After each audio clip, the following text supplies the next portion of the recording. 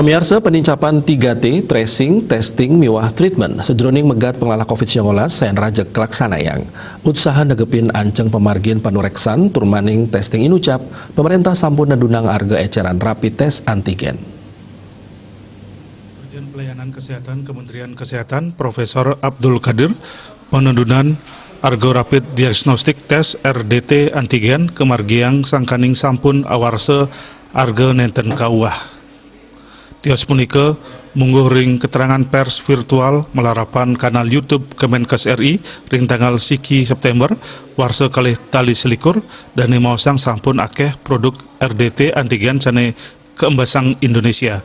Napi malih rau mangkin pemerintah sayan nincapang pengupaya tracing miwah testing sejroning megat pengelola COVID-19. Ring pengharga anyaripun dane mausang harga eceran tertinggi head ring Jawa miwah Bali sarang dura wewidangan inucap mabinayan.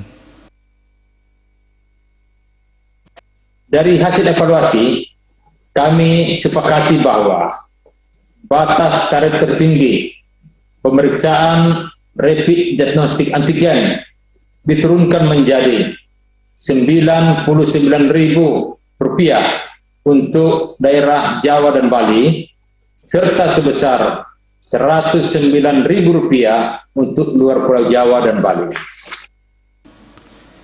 Menggesami fasilitas kesehatan, inggih ring rumah sakit, laboratorium, miwah fasilitas kesehatan tiosan, kapiang side anutin wates harga eceran tertinggi rapid test antigen inucap, dan etaler nguduhang mangde pemerintah provinsi, kabupaten, miwah kota side ngicenin panureksan tur pembinaan ring sejroning pemargin head baru ring lapangan. Pemerintah selanturnya nih pacak mewaling laksanayang seselah ring head antuk maundagan anut ring pabuat tur panglimbak pasar. Dan mausang sampun akeh produk tes antigen sane keembasang panegara Indonesia punika nabdabin kelaksanayang peneduanan harga puniki. Dia Dewi Balai Pos Nguningayang.